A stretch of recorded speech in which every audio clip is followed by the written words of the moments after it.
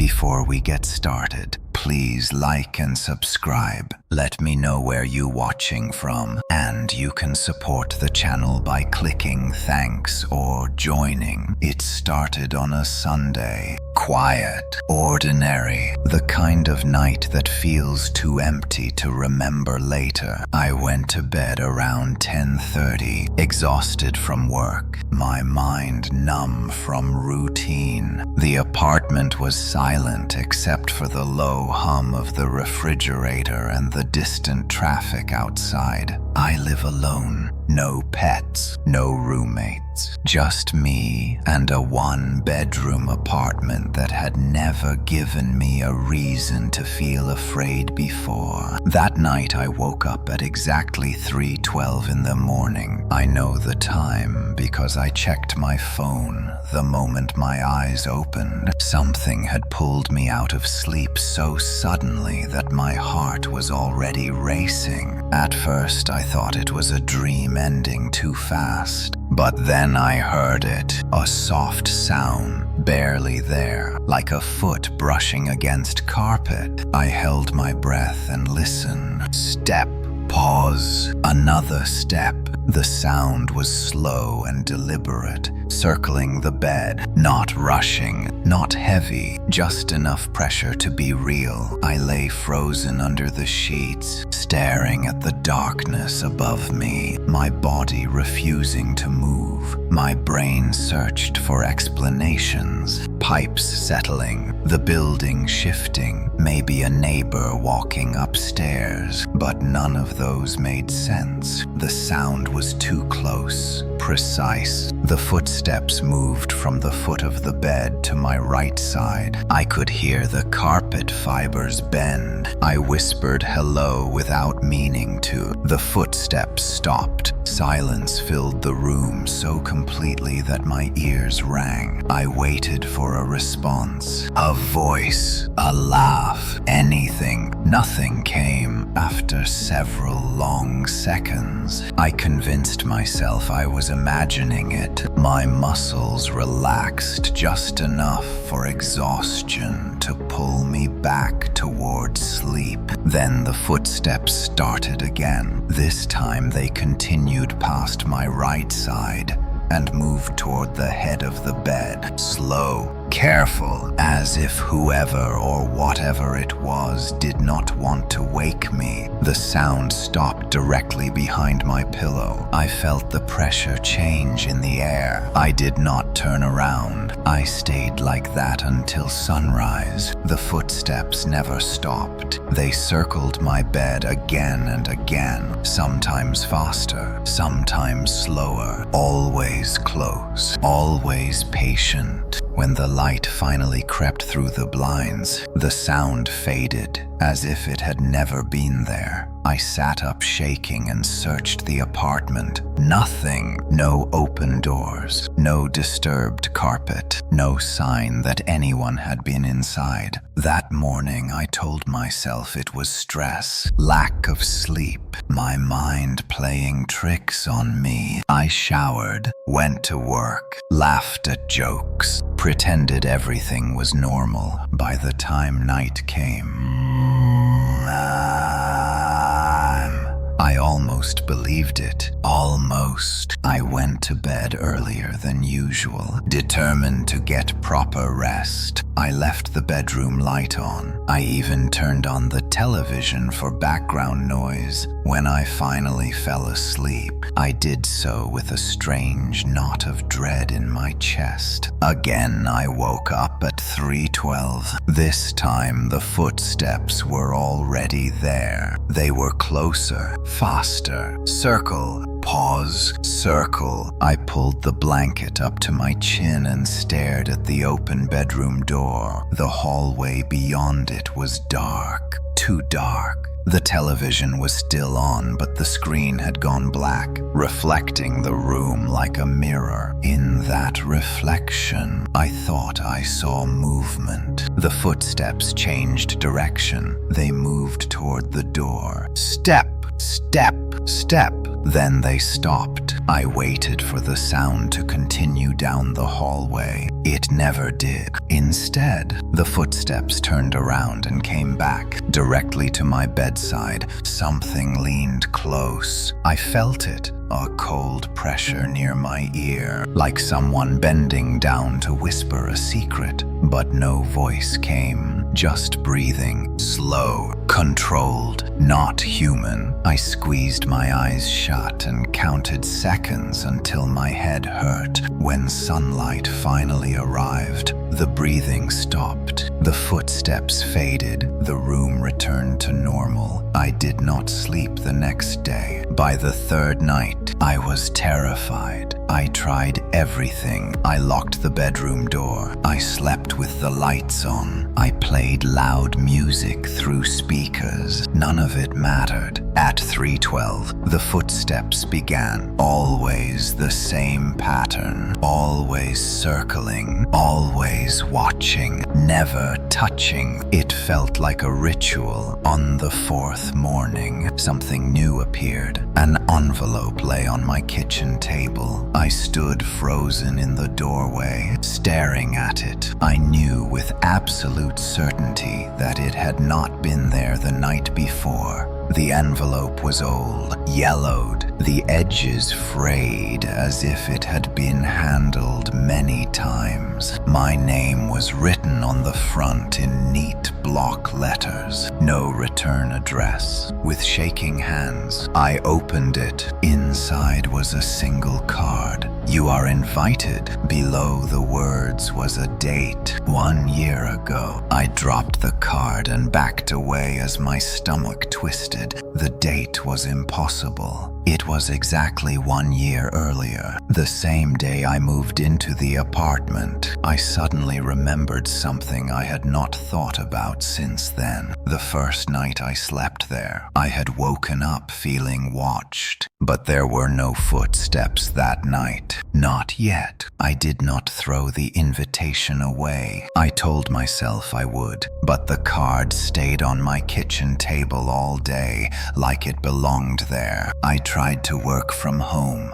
Every few minutes, my eyes drifted back to it. The paper looked older the longer I stared. The ink slightly faded as if time itself was slowly erasing it. The words "you are invited" felt heavier now, less like a message and more like a command. That night, I did not wait for sleep to come. I sat upright in bed with the lights on, my phone in my hand, watching the clock. 2:58, 3:01. My pulse quickened with every passing second. When the display changed to 3:12, I held my breath. Nothing happened. For a brief moment, relief washed over me. I almost laughed. Maybe the footsteps had been tied to sleep. Maybe being awake broke whatever pattern had been happening. I relaxed slightly, my shoulders dropping as the tension eased. Then I heard it. Step!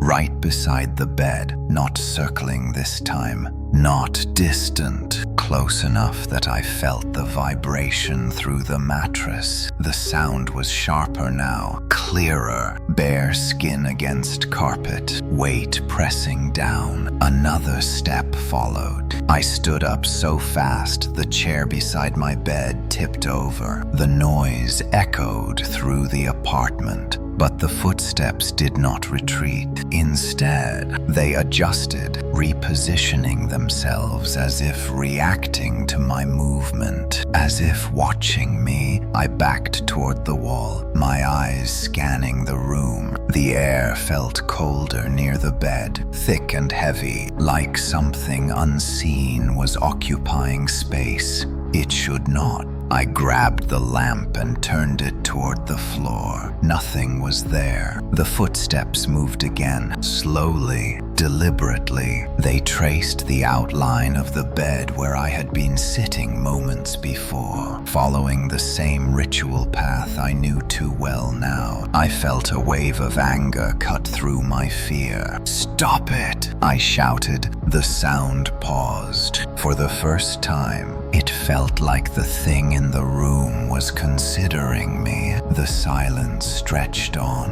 unbearable. Then the footsteps resumed, but this time they changed. They walked toward me. Each step closed the distance. I pressed myself flat against the wall, my heart pounding so loudly I was sure it could hear it. The steps stopped less than a foot away. Something was standing in front of me. I could feel the shape of it in the air. Tall, still, patient. It leaned closer, and I felt that same cold pressure near my face. Then it stepped back. The footsteps retreated to the bed and resumed their slow orbit. I slid down the wall until I was sitting on the floor, shaking violently. I stayed there until morning, never taking my eyes off the empty space in front of me. When daylight came, I called my sister. I did not tell her everything. I told her I was not sleeping well, that the apartment felt wrong. She laughed gently and told me I needed a vacation, a change of scenery. She suggested staying with her for a few nights. I agreed immediately. I packed a bag and left the apartment that afternoon. As I locked the door behind me, a strange guilt washed over me, like I was abandoning something that expected me to stay. My sister lived across town in a small house with a fenced yard. Warm, bright, normal. The first night there, I slept on her couch with the lights off. I still woke up at 3:12. There were no footsteps. Relief nearly brought me to tears. I lay there listening to the quiet house, to the sound of my sister breathing down the hall, to the distant hum of the neighborhood. Whatever had followed me in the apartment was gone, or so I thought. The next morning, my sister left early for work. I was alone in the house when I noticed it. An envelope.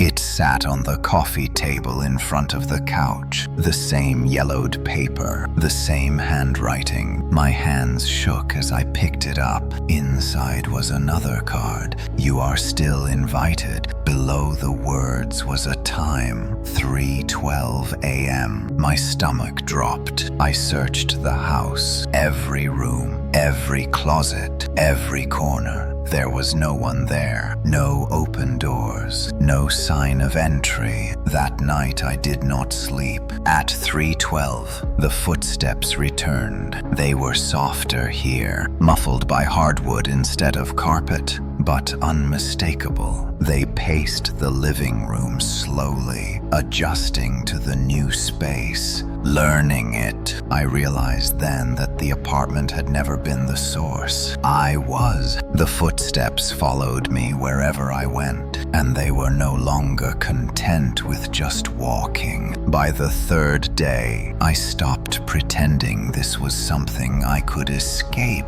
The footsteps no longer waited for night. I began hearing them in moments of silence, in the gaps between sounds. A soft shift behind me when I washed my hands. A faint step when I stood still too long. They never fully revealed themselves, never crossed into daylight completely, but their presence pressed against my awareness like a growing bruise. I returned to my apartment. I did not want to, but something inside me knew.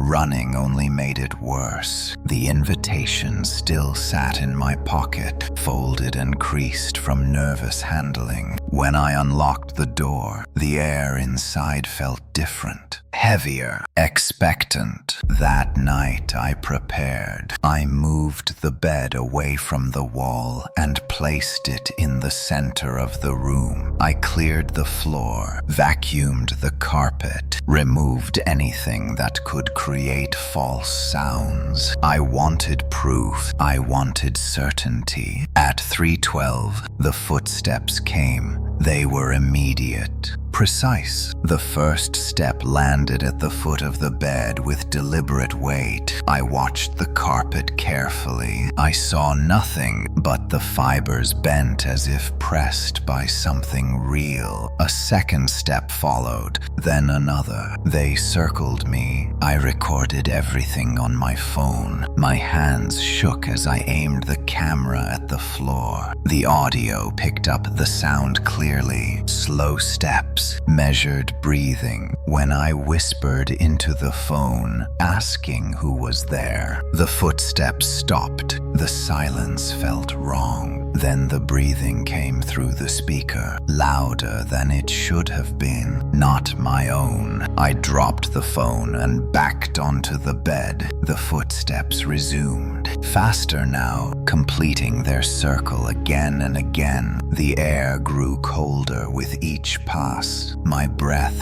fogging faintly. I stayed awake until morning. When sunlight returned, I checked the recording. The video showed an empty room. No sound, no movement, just me whispering into silence. The audio file was blank. That was the moment I understood. Whatever was visiting me did not exist in ways technology could capture. It was selective, intentional. It wanted me aware and alone. That afternoon, I searched for the history of the building. The apartment complex was older than it looked, built decades earlier, renovated multiple times, ownership records changing hands every few years. Buried deep in an online archive, I found something that made my stomach tighten. A death. A man had died in my unit 1 year before I moved in. Heart failure. Alone. Discovered days later. The article mentioned neighbors complaining about sounds at night during that week.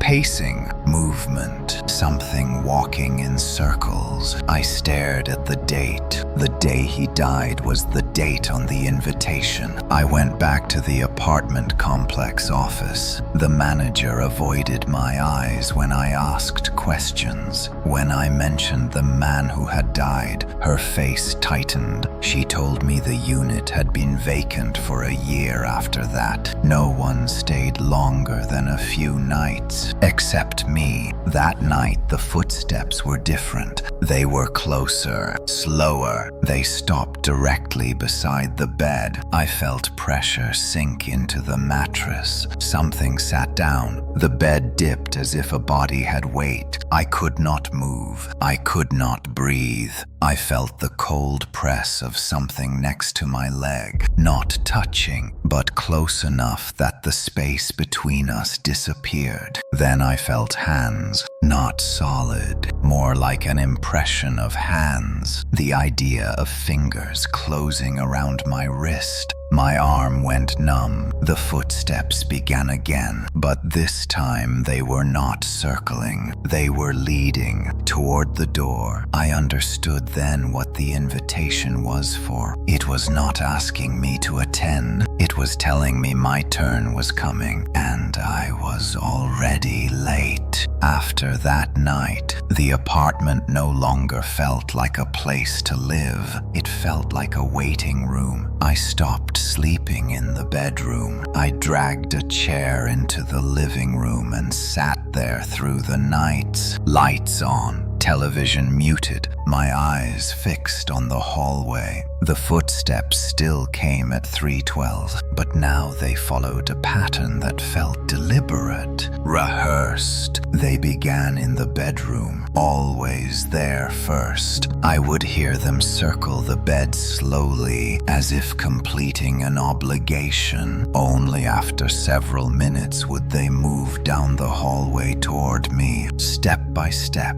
measured, never rushing, like someone checking items off a list. I started writing things down. Times, distances, direction of movement. I needed to believe there was logic behind it, that understanding the rules might give me some control. But the more I observed, the clearer it became that the rules were not for my benefit. They were for the thing walking. On the fifth night, something new happened. At 3:12, the footsteps reached the end of the hallway and stopped. They did not come into the living room. Instead, they paced just beyond the corner, out of sight, back and forth, waiting. I realized with a sinking dread that it wanted me to follow. My mouth went dry. I stayed perfectly still, my body aching from tension. The pacing continued for nearly an hour before slowly retreating back to the bedroom.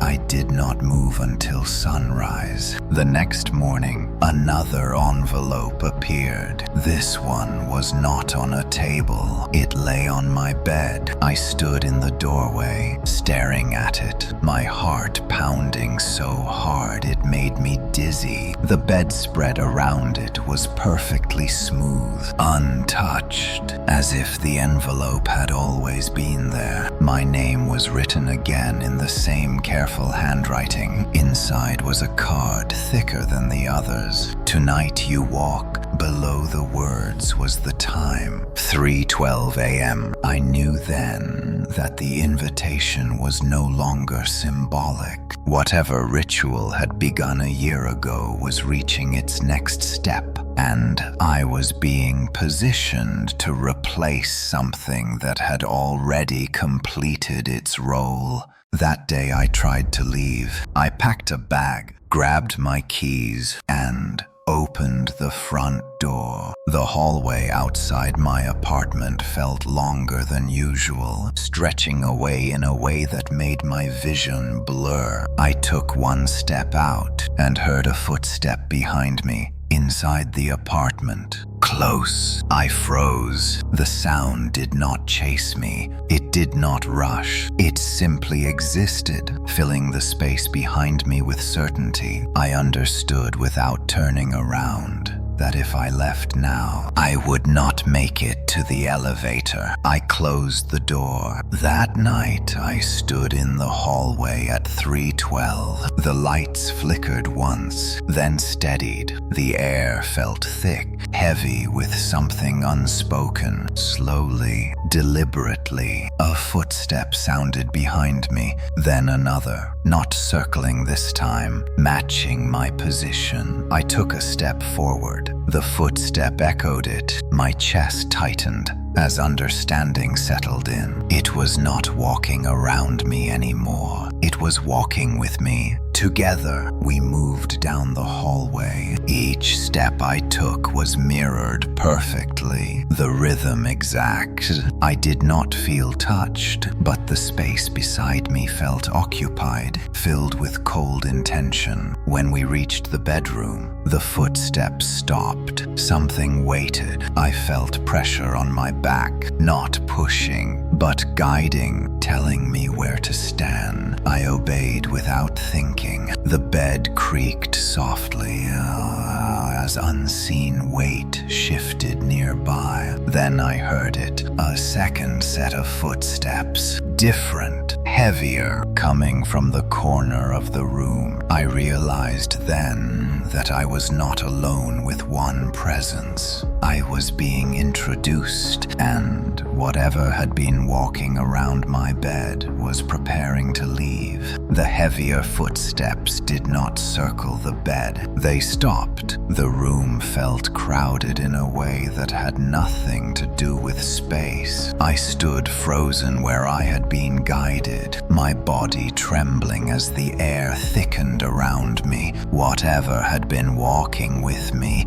stepped away. I felt its absence immediately, like a sudden drop in temperature. The second presence moved closer. Each step carried weight, not just sound, but intention. The mattress dipped deeper with every movement, as if the bed were remembering a body that had once belonged there. My mind screamed at me to move, to to run, to do anything at all. But my legs refused. I realized something then. The footsteps that had haunted me were never the threat. They were training. The heavier presence stopped at the foot of the bed. I felt it lean forward, studying me. I could not see it, but I knew it was looking at my face, memorizing it, comparing. A memory surfaced uninvited. The article I had read mentioned the man who died was found beside his bed, not in it.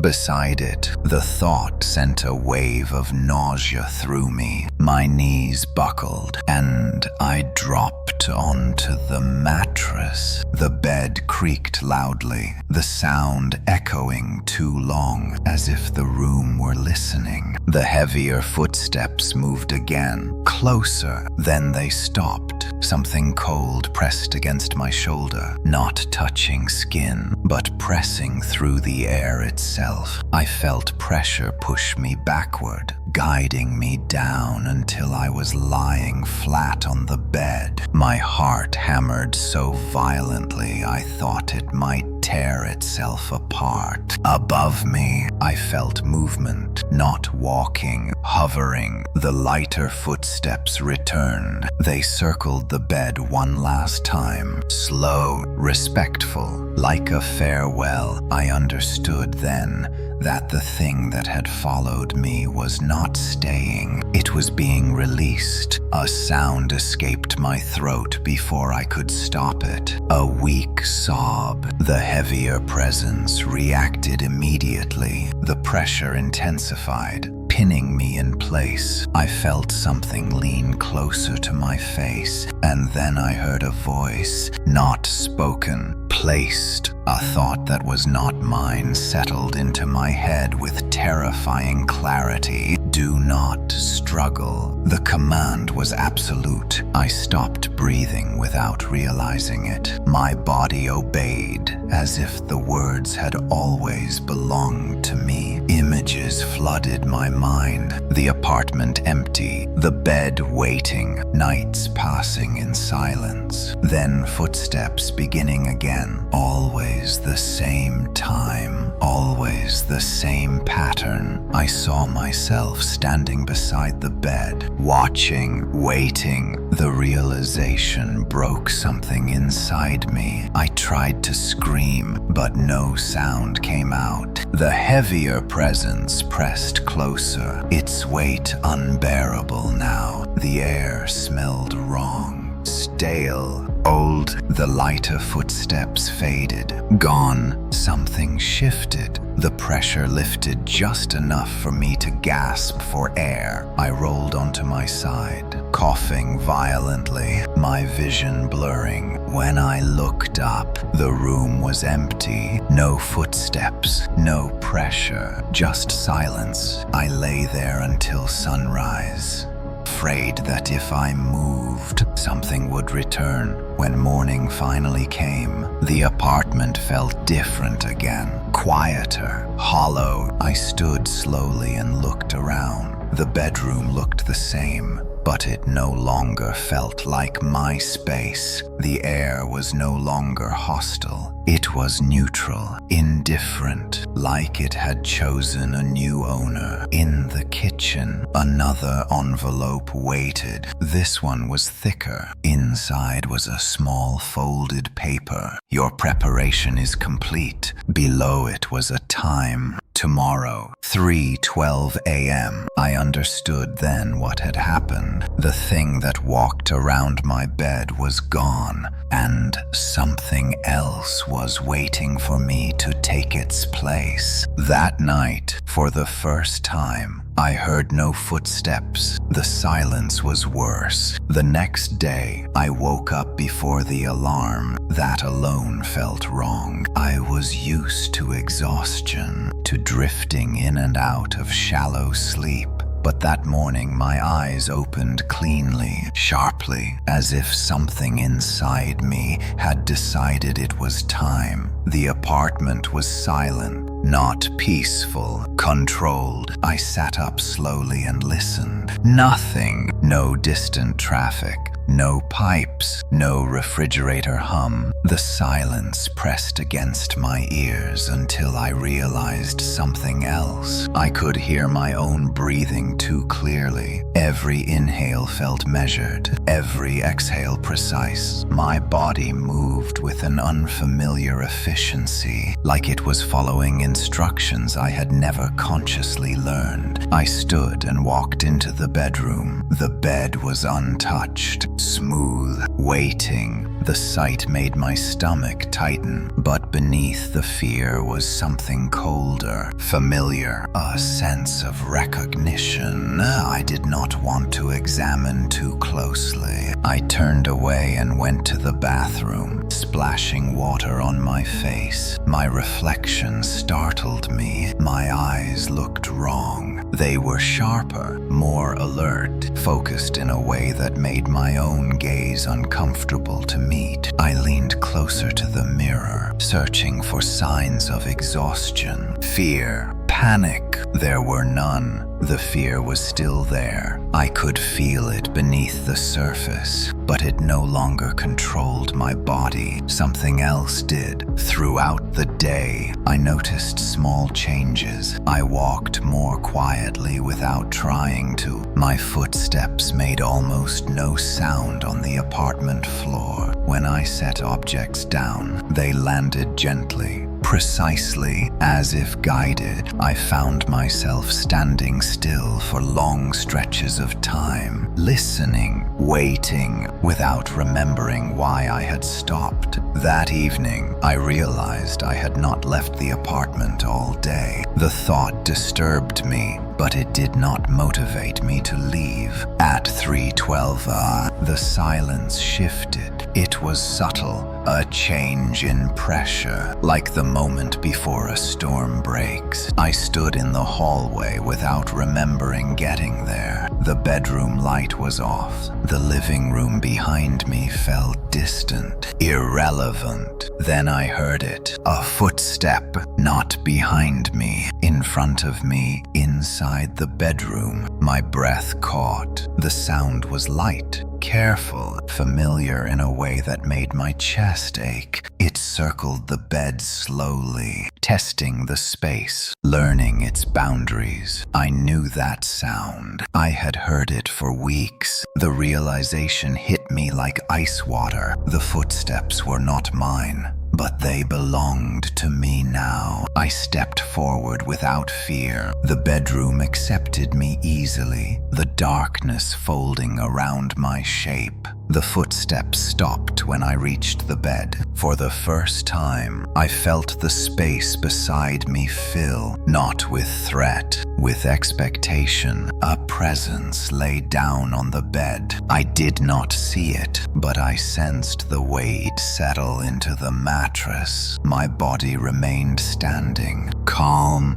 alert, waiting. I understood what I was supposed to do. I took one slow step, then another. I walked around the bed. The sound followed me perfectly. The rhythm was exact, measured, patient, the way it had always been. With every circle, something inside me settled into place, like a mechanism locking. I was not being haunted anymore. I was performing. At sunrise, the presence faded. The bed was empty. I stood alone in the bedroom, my feet planted exactly where they needed to be. Later that morning, there was a knock at the door. I did not jump. I opened it calmly. A young couple stood in the hallway with a leasing agent between them. They smiled politely, eyes bright with curiosity. The agent glanced at her clipboard. "This unit just became available again," she said. The couple stepped inside. I watched them look around. I watched them smile, and for the first time. I heard something new. Footsteps. Behind them, they stayed longer than I expected. The couple moved in that afternoon, laughing softly as they carried boxes through the doorway. Their voices filled the apartment with warmth, breaking the careful silence I had grown used to. I stood in the corner of the living room,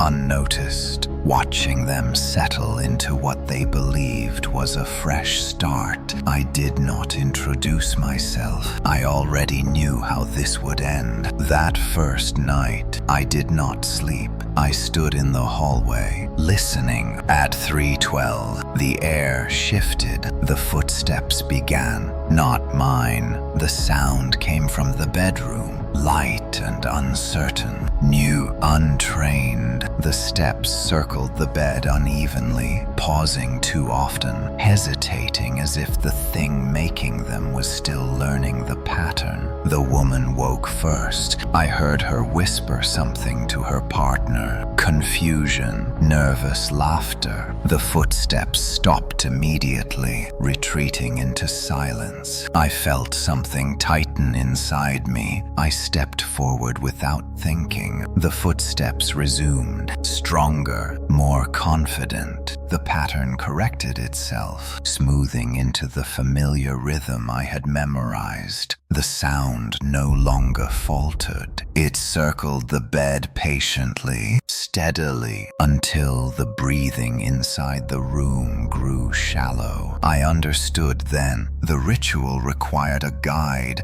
Without me, the footsteps would remain clumsy, ineffective, incomplete. The next morning, the couple looked tired. They joked about not sleeping well, about strange noises in an unfamiliar place. The man laughed it off. The woman did not smile as much. Her eyes lingered on the bedroom doorway longer than they should have. I stayed. Days passed. Each night, the footsteps returned. Each night, I listened carefully, adjusting my presence, reinforcing the rhythm. The woman began waking earlier. The man started sleeping through alarms. On the fourth night, the woman stood up. She turned on the light. The footsteps froze. She stared at the empty floor, her face pale, her body rigid. I felt her fear like a vibration in the air. She whispered her partner's name. He did not wake. I moved closer. The footsteps started again. She screamed. The sound cut through the apartment, sharp and raw. The man bolted upright, shouting her name. The footsteps vanished instantly, leaving only the echo of her panic. They argued after that. Whispers turned into raised voices. Sleepless nights bled into exhausted days. I watched it all unfold, detached, precise. On the seventh night, the woman packed a bag. She left before midnight. The man stayed, alone. That night, the footsteps were heavier. I did not intervene. I stood in the hallway and listened as the pattern completed itself without correction. The sound circled the bed slowly, deliberately, until it stopped beside him. The man did not wake. The next morning, the apartment was quiet. Too quiet. An ambulance came. I watched from the doorway as they carried him out on a stretcher, his face peaceful,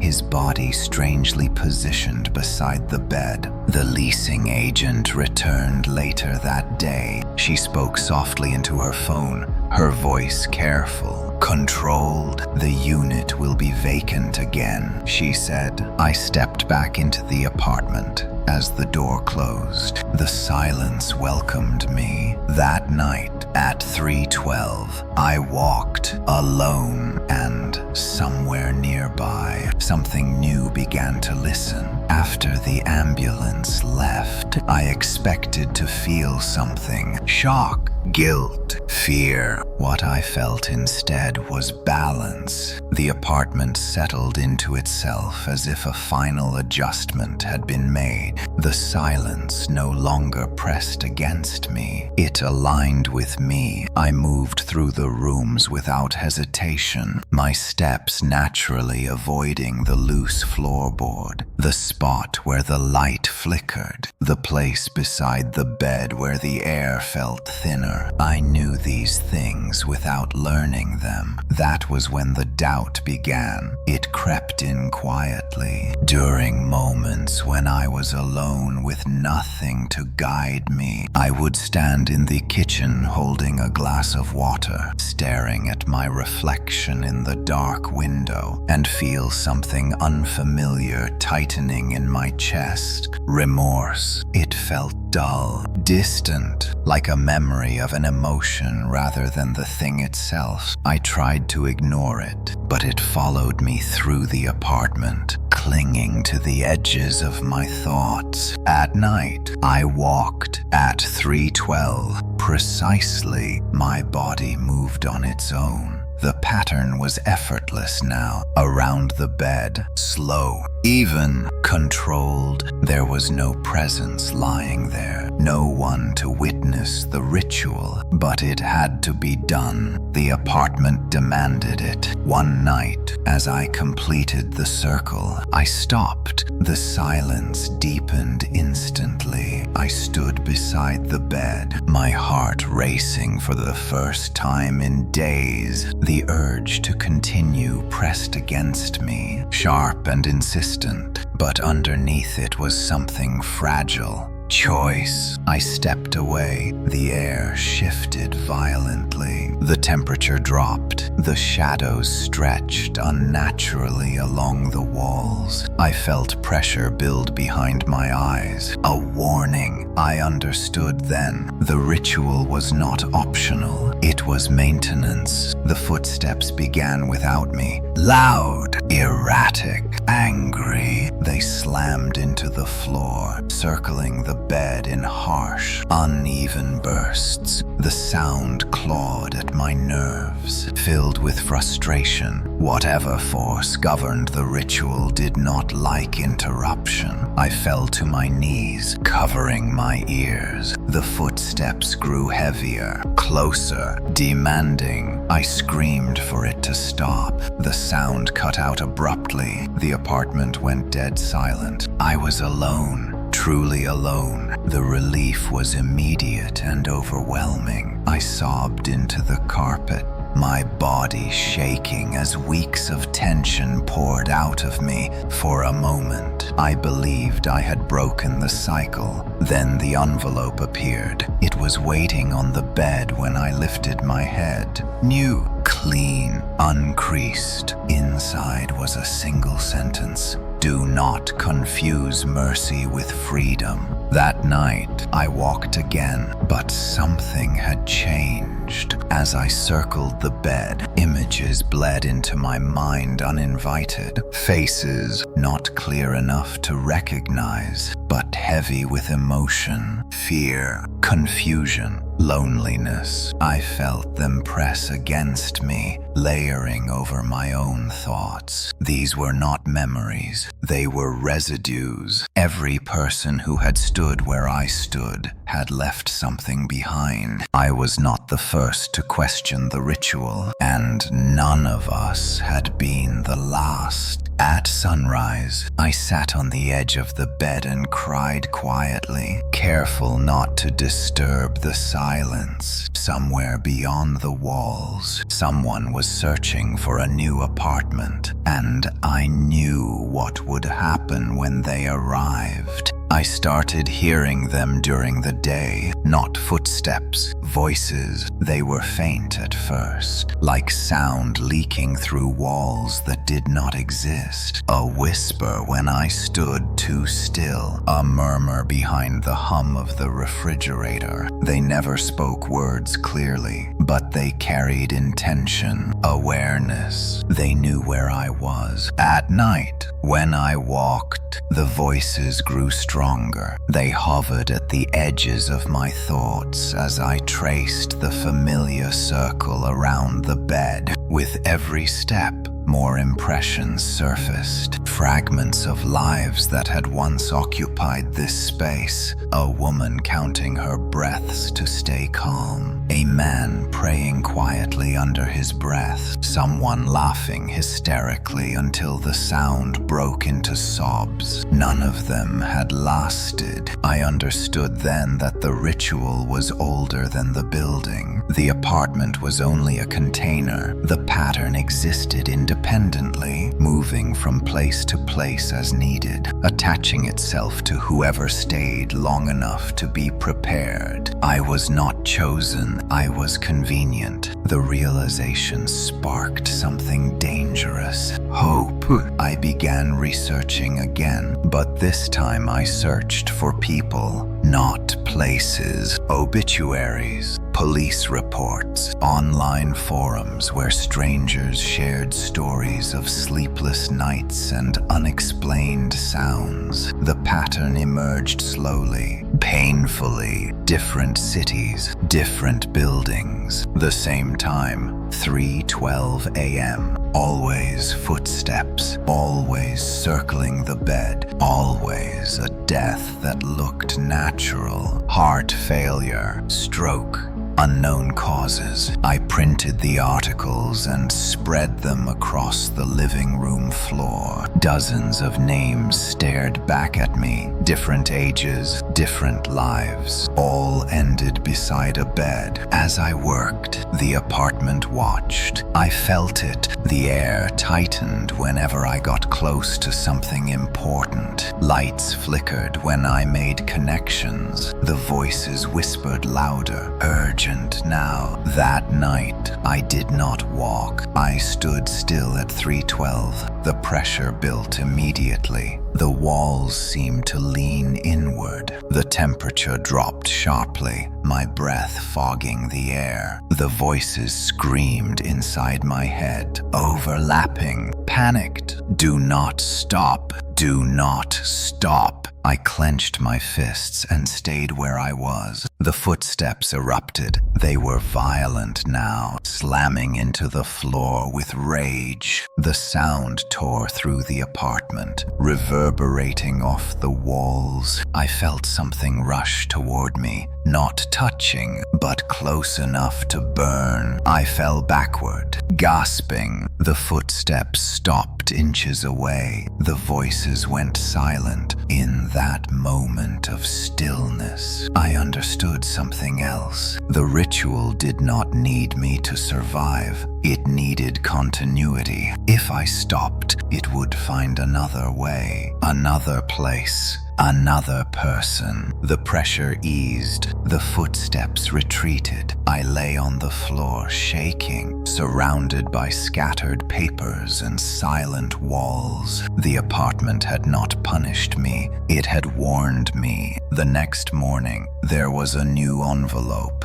This one was different. Inside was a list of names. One was circled, not mine. I recognized it immediately. My sister's. The time was written below, 3:12 a.m. Tomorrow. The ritual was expanding, and it wanted leverage. I did not tell my sister. That choice will haunt me longer than anything that followed. I stared at the circled name until the letters blurred. My hands shook, but my thoughts were clear in a way they had not been for weeks. The ritual wanted leverage, not speed. That meant I still had time. Limited, fragile, but time. I began planning. The rules were becoming clearer. The ritual needed a watcher, a walker, and a witness. witness, someone to feel the fear, someone to maintain the pattern, someone to be aware of what was happening. Remove one, and the system destabilized. I was already the walker. The apartment was the watcher. That left the witness. Every night so far, the victims had been unaware, asleep,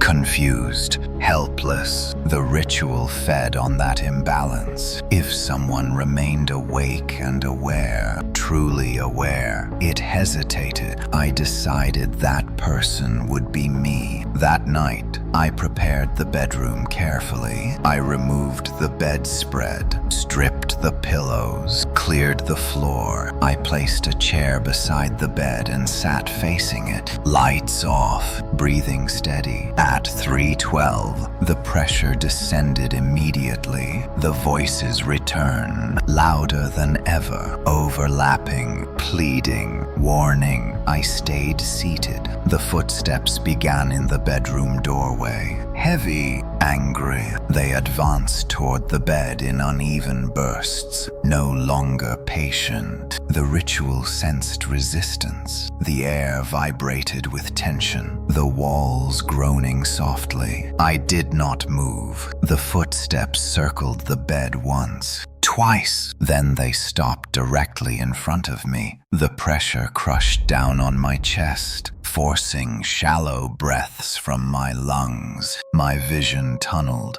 dark creeping in at the edges. I focused on the floor, on staying conscious. I am awake, I said aloud. The words cut through the room like a blade. The footsteps recoiled. The silence that followed was violent in its intensity. The voices screamed inside my skull, then fell abruptly quiet. For a moment, nothing happened. Then the room changed. The air warmed slightly. The pressure eased. The footsteps resumed, slower now, uncertain. I realized I had forced a crack. I stood. The footsteps froze. I stepped closer to the bed. They retreated. The ritual did not know how to proceed without dominance. I felt something else then. A tension, not the apartment, not the footsteps, something beyond them. A presence that had been observing from a distance. Curious, calculating. I understood that this was what truly governed the pattern. The footsteps were only its instrument. I spoke again. If you want continuity, you need me alive. The words felt right, true. The silence stretched. Then the envelope appeared on the bed. Instant, final. Inside was a single line. Prove it. At sunrise, I was still alive. But I knew the test was only beginning, and my sister was still on the list. The test began before I understood its rules. I felt it the moment I woke up. A pressure behind my eyes, a low hum beneath the silence of the apartment. The ritual was no longer reactive. It was observant, measuring my movements, timing my breath. I did not wait until night. I packed a bag and left the apartment for the first time in days. The hallway felt narrower than usual, the walls close enough to brush my shoulders. With every step away from the unit, the pressure intensified, like resistance in the air. Outside, the city felt wrong, too loud, too alive. The sounds of traffic scraped against my nerves. People passed me on the sidewalk, unaware, their lives moving forward without interruption. I wanted to warn them. I wanted to scream. Instead, I went to my sister's house. She smiled when she opened the door. The sight of her nearly broke me. She asked if I was feeling better, if the apartment was still bothering me. I lied. We talked for hours about work, about trivial things. I watched the clock constantly, every passing minute, tightening the knot in my chest. As midnight approached, the pressure returned, sharper now. At 3:12, the lights flickered. My sister frowned, glancing around. I felt the ritual reach outward, stretching beyond the apartment walls for the first time. The footsteps did not come from a bedroom. They came from the hallway. Behind me, I stood slowly and told my sister to stay where she was. My voice sounded calm, steady, even as terror clawed at my chest. The footsteps stopped instantly. The air shifted. I understood. The test was simple. Containment. If I could keep the ritual focused on me, prevent it from attaching to her. I passed. I stepped toward the sound. The footsteps retreated. Good. I moved again. They followed, leading me back toward the door. I told my sister I needed air. She watched me leave. Confusion etched across her face. The moment the door closed behind me, the pressure eased slightly. Outside, the footsteps circled me on the sidewalk. People passed by without noticing. The sound existed only for me. I walked until dawn, leading the ritual through empty streets, alleyways, parking garages, never stopping, never letting it settle. When the sun rose, the footsteps faded. I collapsed against a wall, exhausted, shaking. That night, back in my apartment, the envelope waited. Inside was a single word, sufficient. But I knew what that meant. The test would escalate, and next time, it would not be enough to simply endure. It would require sacrifice.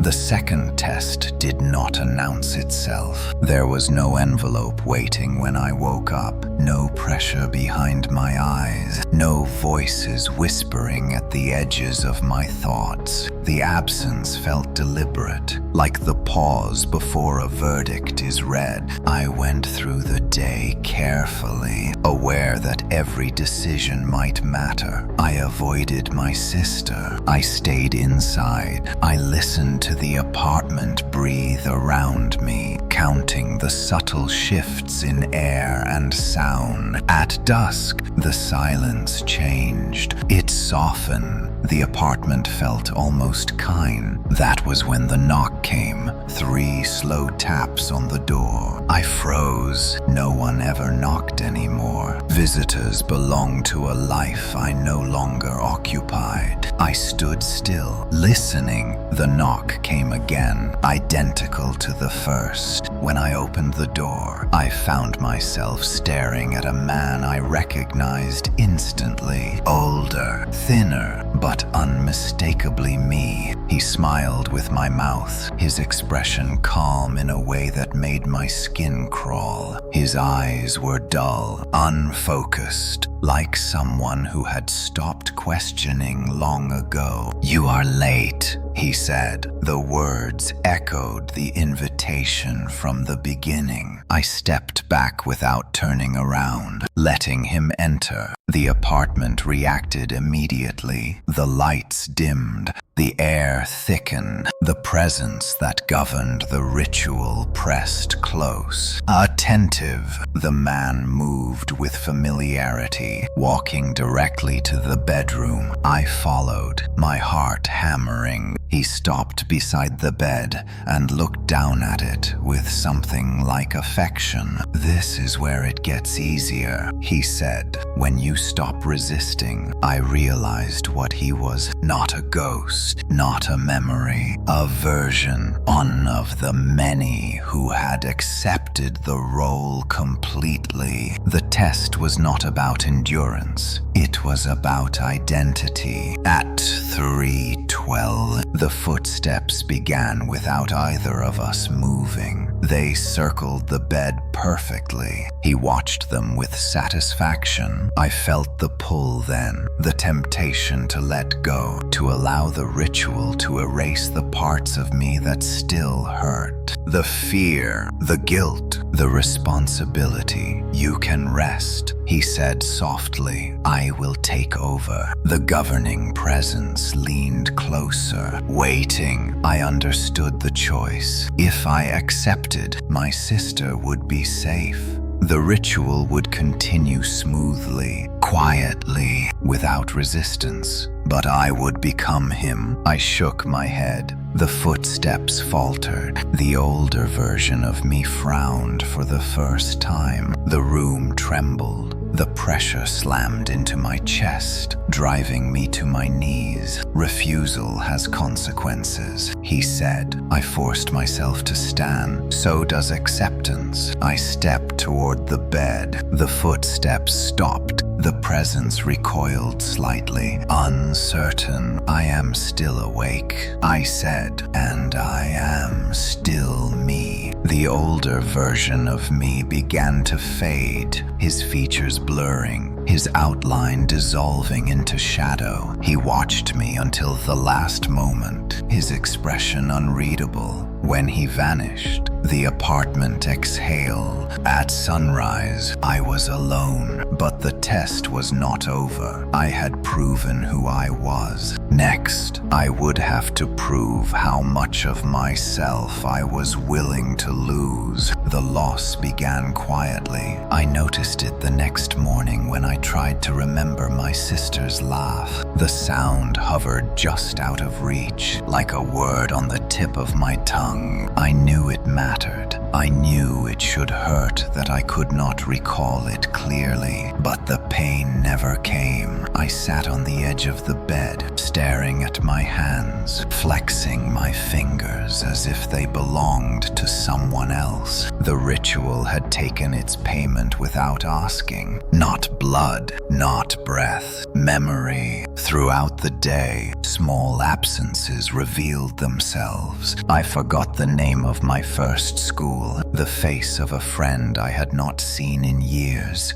Blurred until it became meaningless. These were not random losses. They were personal, chosen. That night, at 3D12, the footsteps returned. They were lighter now, controlled. They circled the bed once, twice, then stopped. I felt the governing presence settle nearby, attentive but restrained. It was waiting to see if I would continue. I walked. As I moved, more memories slipped away. The smell of my childhood home, the weight of my father's hand on my shoulder. Each step completed the circle and erased something else. I understood the bargain. Every night I delayed the ritual from spreading. It would take pieces of me in return. At sunrise, I collapsed onto the bed, exhausted, hollowed out. I tried to cry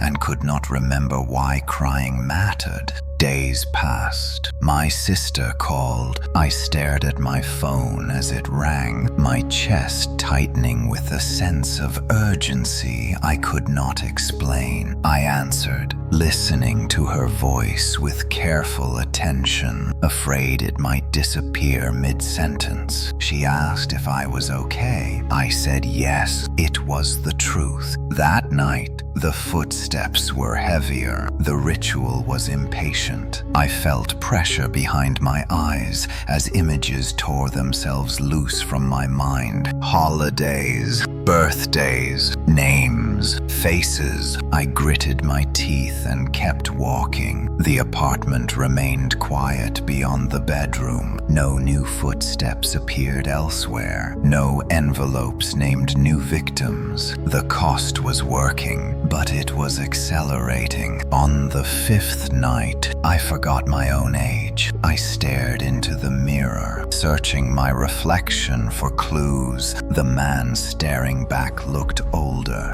worn down, unanchored, still awake, still resisting. At 3:12, the governing presence pressed closer than ever. This is unsustainable, it seemed to say without words. I knew that. I also knew something else. If I continued, there would eventually be nothing left of me to take. And when that happened, the ritual would no longer need my consent. It would own me completely. I lay on the floor until morning, afraid to sleep, afraid to walk, afraid to remember. The loss had begun, and it would not stop. Time stopped behaving the way it used to. Days blended together until I could no longer tell how long I had been inside the apartment. Morning and night lost their meaning. Only one moment remained consistent: 3:12.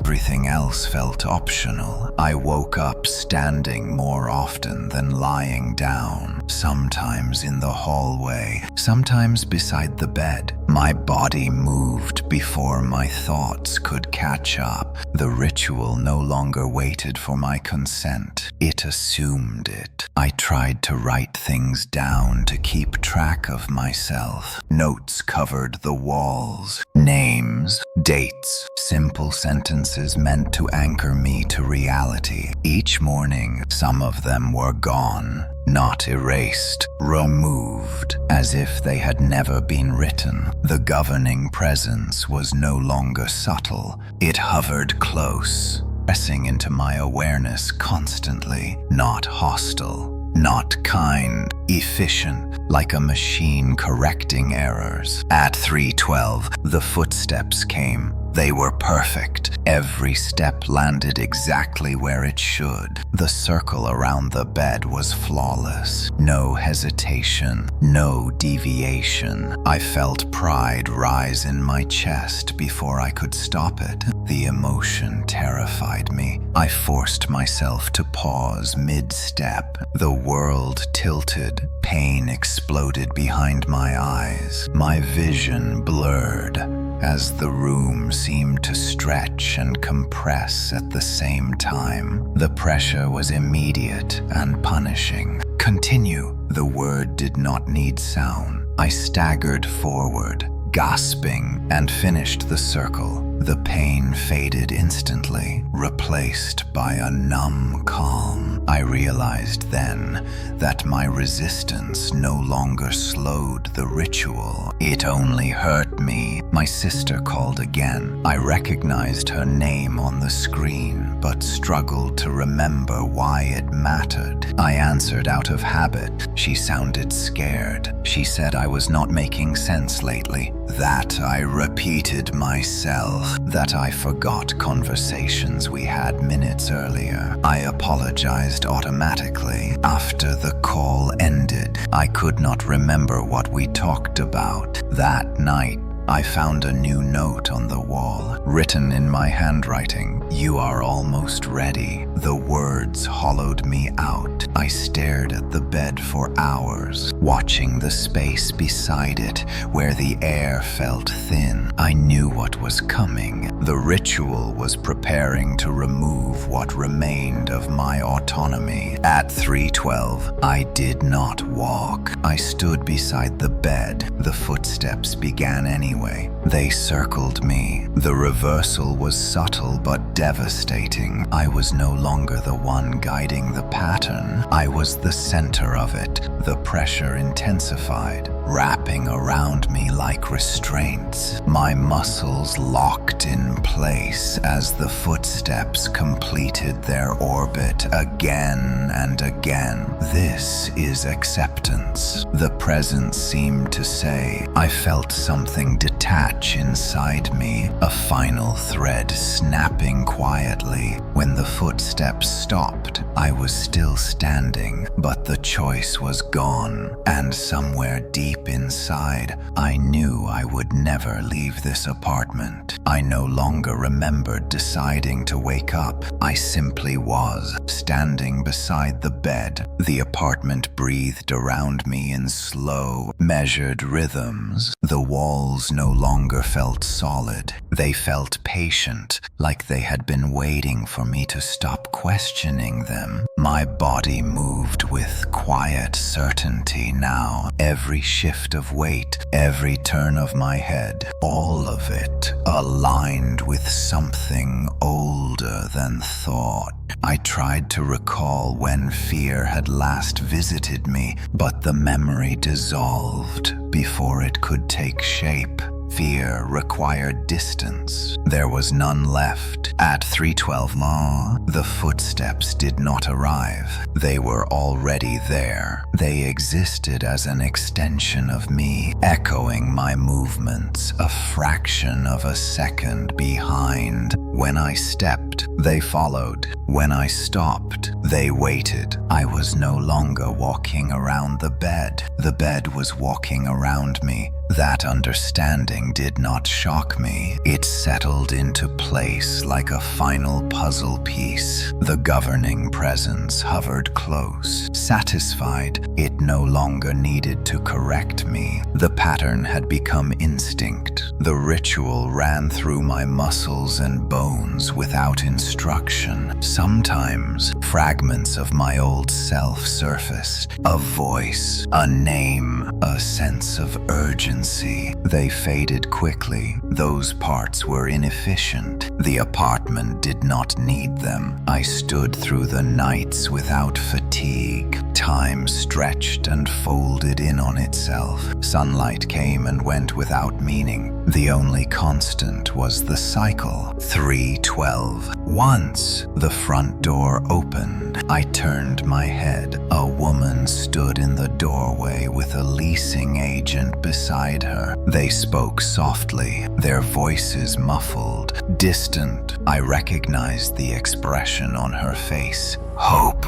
The agent gestured toward the bedroom. This is the one, she said. It has been quiet lately. The woman smiled. Something inside me stirred. A pressure, not pain, recognition. I stepped back into the hallway, out of sight, assuming my position. The air shifted in response. The ritual awakened. That night, the woman slept. At 312, the footsteps began, not mine, new, unsteady. I listened. I felt no satisfaction, no guilt, only function. The pattern completed itself with precision. The governing presence observed silently, approving. When morning came, I stood where I always did. The apartment felt full. Somewhere far away, a voice called my name. I did not turn toward it. I had already answered. Something inside me refused to disappear. It surfaced without warning, like a splinter working its way out after being buried too long. A flicker of discomfort, a hesitation in the rhythm. I felt it first during the walk, a fraction of a second where my foot did not want to land. The footsteps echoed anyway. The delay was noted. The apartment responded subtly. The air tightened. The walls seemed to draw closer, not threatening, just attentive. The governing presence shifted, focusing on the anomaly, the remnant. That was what I was now. Not a person, not fully a function, a flaw. At 312, the ritual continued, but the perfection from the previous nights was gone. The circle around the bed wavered. One step landed too close, another too far. The imbalance made my chest ache with a sensation I barely recognized. Regret. The feeling was weak, diluted, but it was enough. Images slipped through the cracks. My sister's face, the sound of her voice saying my name, a memory of sunlight warming my arms as I stood outside long ago. The governing presence pressed down harder. Correct. The command did not need language. Pain flared sharply behind my eyes. The world bent inward, narrowing until only the bed and the floor existed. My body adjusted automatically, smoothing the pattern, erasing the deviation. But the remnant persisted. It watched. It waited. During the day, the apartment felt restless. The silence no longer settled smoothly. I found myself standing in places I did not need to be, near the door, beside the window, facing outward. Orientation was not part of my role. That night, someone arrived. I sensed her before she stepped inside. Fear carried differently than hope. It vibrated. The leasing agent spoke softly as the woman crossed the threshold. Her movements cautious, her eyes alert. She did not smile. She listened. That was new. The apartment stiffened. The governing presence shifted its attention outward. Curious. At 3:12, the footsteps began. They were mine and not mine. I walked, but the remnant pulled at my movements, dragging memory and awareness behind each step.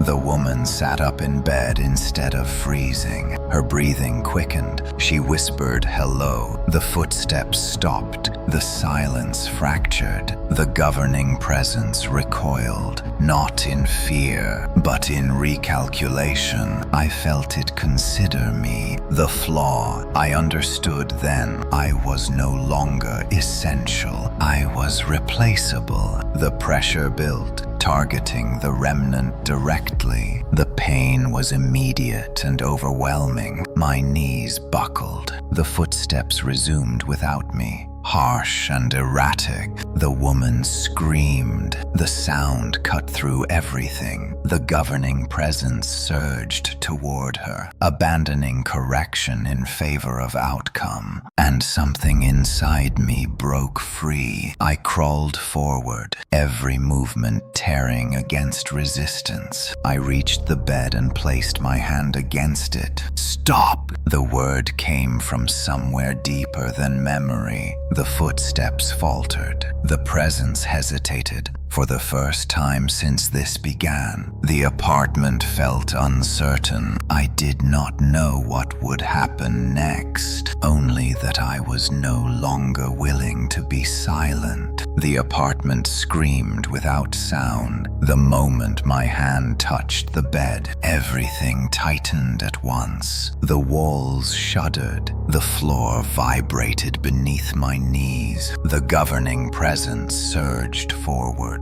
No longer patient, no longer calculating. It was angry. The footsteps exploded into motion. They slammed into the floor from every direction, chaotic and uncontrolled, no longer tracing the careful circle that had defined the ritual. The sound was overwhelming, a storm of movement with no center. The woman screamed again, scrambling backward on the mattress. I forced myself upright, my hand still pressed to the bed. The resistance was immense, like pushing against a current that wanted to tear me apart. My thoughts fragmented, memory and instinct colliding violently. The presence descended. It did not take shape, but I felt its mass press into the room, crushing the air until breathing became a struggle. Images flooded my mind, not as memories, but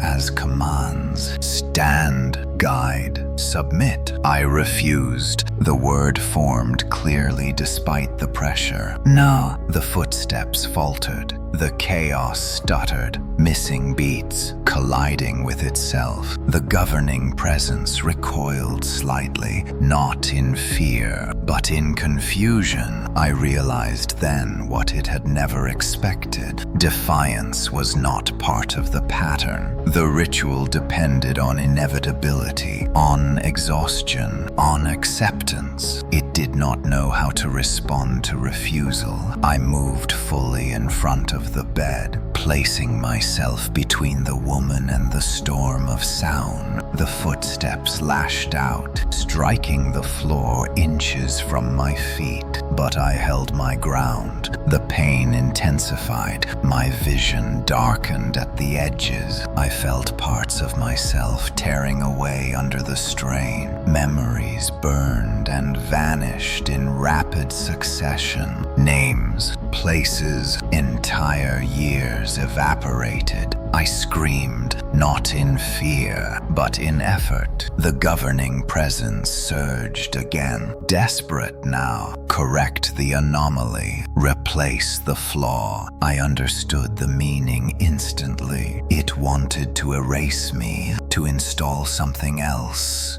Something compliant. I pressed both hands against the bed and leaned forward. If you remove me, I said, the pattern collapses. The words rang with a certainty I did not know I still possessed. The footsteps froze. The apartment went silent. The presence hesitated. I felt its attention narrow, recalculating. The ritual needed continuity more than perfection. Without a guide, the cycle would fracture completely. Slowly, the pressure eased. The footsteps retreated, pulling back into the walls, the floor, the air itself. The woman lay frozen, sobbing softly. At sunrise, the apartment felt wounded, not broken, but changed. I stood alone beside the bed, barely holding myself together, knowing the ritual was no longer intact. And that meant it would adapt. Soon, the apartment did not recover. Morning arrived without light. The windows showed a pale gray that never shifted, as if the sun itself had chosen to stay away. Sound behaved strangely. My footsteps echoed too long. The silence lingered even longer. The ritual was broken, but it was not gone. It lingered like a wounded animal. I felt it everywhere. In the walls, in the floor, in the air pressing against my skin. The governing presence no longer hovered above me with confidence. It dragged itself through the apartment, unstable and searching. I tried to leave. The front door opened easily, but the hallway beyond it stretched into something unfamiliar. The distance to the elevator warped, growing longer the more I looked at it. I took one step outside. The footsteps followed, not circling, chasing. I slammed the door shut and leaned against it. Gasping, the sound stopped immediately. As if satisfied that I had learned the boundary, the apartment was no longer a container. It was a cage. At 3:12, the footsteps returned. They were wrong, out of sync, uneven. They moved without pattern, striking walls, corners, furniture. The sound scraped against my nerves, filled with confusion and anger. The governing presence surged toward me, not commanding this time, but pleading, stabilize. The word pressed into my thoughts like a weight. I understood what it wanted. The ritual could still function, but only if I repaired it, only if I gave it structure again. I refused. The footsteps grew louder, crashing into the bedroom with violent force. The bed rattled, the walls groaned, cracks spread like veins along the ceiling. Images flashed through my mind. Other places, other rooms, other beds. The ritual was trying to expand, to escape containment. If it did, it would no longer need a single guide. It would infect. I staggered into the bedroom and stood beside the bed. The pressure intensified immediately. Desperate and hungry. Guide us. I shook my head. I will end you here. The statement felt impossible and inevitable at the same time. The footsteps converged, slamming into the floor around me in a tightening spiral. Pain ripped through my body as the presence tried to reassert control. I felt my remaining memories tear loose one by one. My name, my age, my face. I held on to one thing, intent. I stepped onto the bed. The world lurched. The footsteps froze. The governing presence recoiled in shock. The ritual had never accounted for this position. I planted my feet and stood tall. "If you need a center," I said, "take all of me." The pressure peaked, then collapsed. The footsteps imploded inward, folding into silence so sudden it left my ears ringing. The apartment shuddered violently, then went still. I fell forward onto the mattress, gasping. When I looked up, the room was empty. No presence, no pressure, just quiet. Real quiet. At 3:12, nothing happened. For the first time since this began, the time passed without consequence. But I knew better than to celebrate, because the apartment was no longer watching me. It was waiting. Silence became unbearable, not because of what it hid, but because of what it promised. The apartment no longer breathed. It no longer reacted. It simply existed, hollow and alert, like a predator playing dead. I moved carefully through the rooms, my senses stretched thin, waiting for the smallest sign of return. None came. 3:12 passed without sound, then 3:13, then 3:14. Each second felt stolen. I understood then that the ritual was not finished. It was paused, waiting for me to make the final decision. The governing presence was gone, but its architecture remained. The apartment still held the geometry of the ritual, the bed, the space around it, the paths worn into the floor by countless nights of walking. I sat on the edge of the bed and felt the emptiness beside me. It was hungry. I thought about what would happen if I left, truly left, if I walked out and never returned. The ritual would not die. It would migrate, find a weaker place, a less aware mind. It always had. That was the truth I had been avoiding. Ending it here meant ending myself with it. Not death. Containment. Eternal vigilance. I laughed quietly at the irony. I had spent so long fighting to escape, only to realize escape was never the solution. Responsibility was. At dawn, I found the final envelope. It was not hidden. It lay openly on the bed. Inside was no message, no command, only a mirror. Small, perfectly clean. I held it up and barely recognized the face staring back at me. My eyes were clear but empty, my features blurred around the edges, as if I were already halfway erased. This is what remains, I thought. A witness, a boundary. That night, I made my choice. I rearranged the bedroom carefully, not to restore the ritual, but to contain it. I placed the bed precisely where it had always been. I cleared the floor. I marked the edges of the circle with chalk that crumbled under my fingers. At 3:12, I stood in the center. The footsteps returned, soft, tentative. They circled the bed once, then stopped. I did not move. I did not guide. I did not resist. I existed. The footsteps adjusted. They traced the circle without expanding beyond it. The pressure stayed low, contained, like a storm sealed behind glass. I felt the ritual settle, reduced, trapped. The apartment sighed. This was the compromise.